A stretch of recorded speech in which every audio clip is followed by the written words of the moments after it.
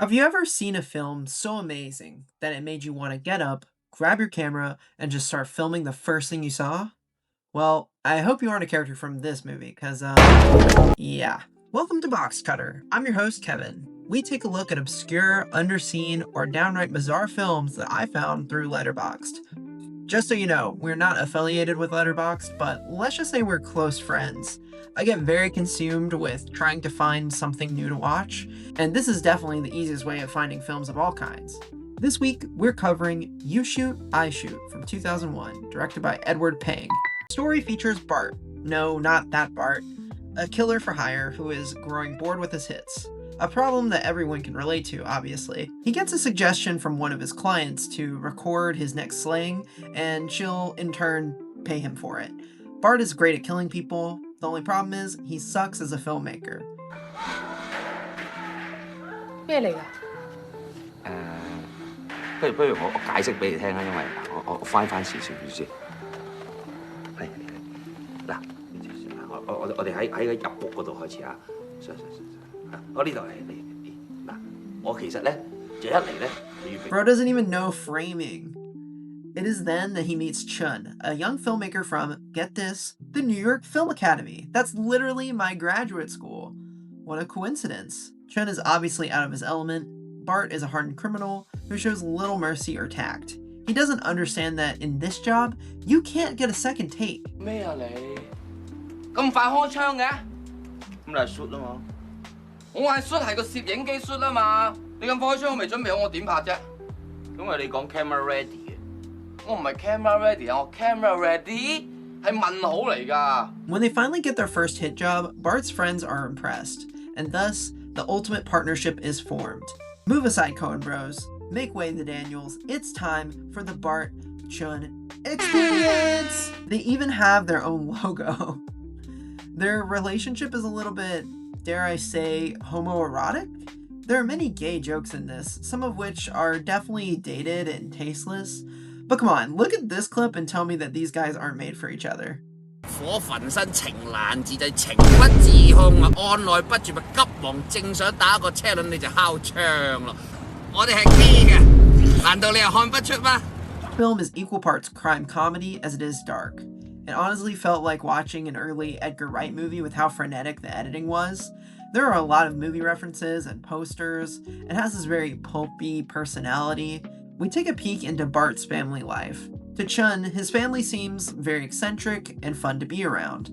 Right after giving this compliment to Bart, his father steps out to ask when he's finally going to kill his mom. Everyone at the table has secretly been plotting each other's deaths. It's kind of dark and tragic how much death consumes Bart's life. I found this film through a list about films about filmmaking.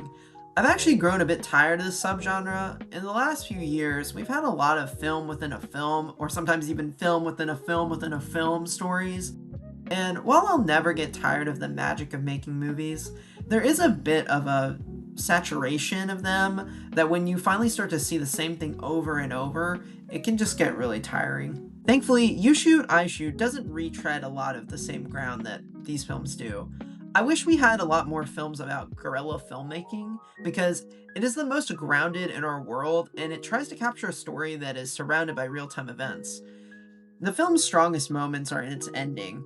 If you're invested in it so far, but haven't seen the film, I recommend pausing the video and coming back. Or else. Okay, spoilers ahead. Basically, there's another big corporate guy who requires a big corporate hit.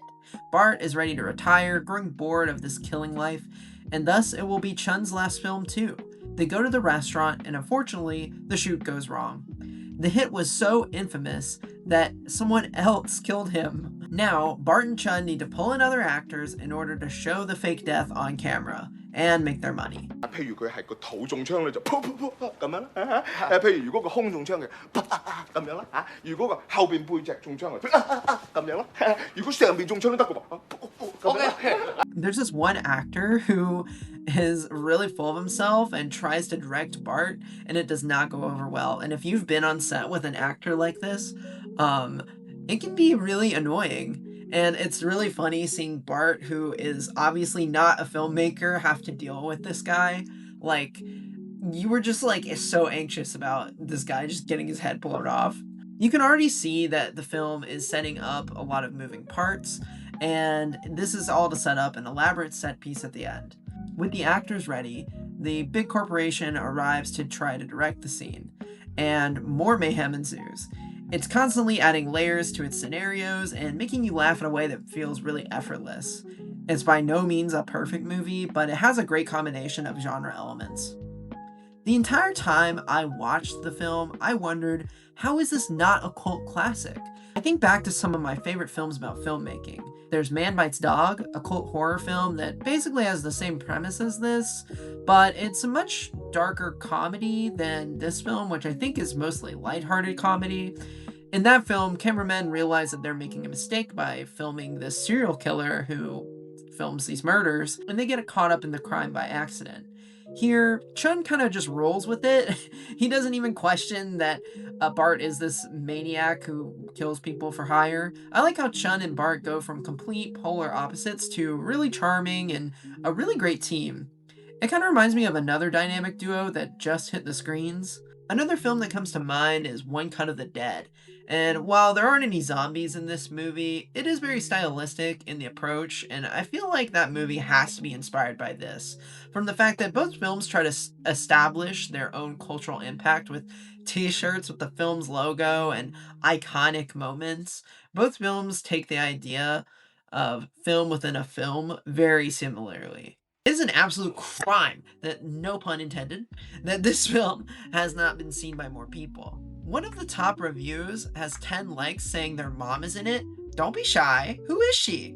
The reason it's so surprising to me is because it feels like its stylistic approach feels so familiar. It's kind of like hearing one of those songs that preys on nostalgia, like from The Weeknd or Bruno Mars, but it's actually from the year that it's trying to replicate. I tried finding out if other established directors had been inspired by this film, but it seems that Pang's work is still just getting discovered. Until then, we're just scraping the surface of his body of work. I'm Kevin, and this has been Box Cutter. Thank you for watching. If you like this video, be sure to like and subscribe, as it supports our endeavors to find underseen films and share them with you all. If you want to hear more of our thoughts on movies and TV, check out our podcast, Pages to Pixels, where me and fellow screenwriters get together to talk about films from a screenwriter's POV. Or don't. I can't force you to do anything you don't want to do. Okay, I'm done here. Thanks again for watching, and see you soon. 指咩指咧？就喺晒嗰邊啊！啲精子卵子，你自己麻煩自己抄好冇？唔該你啊！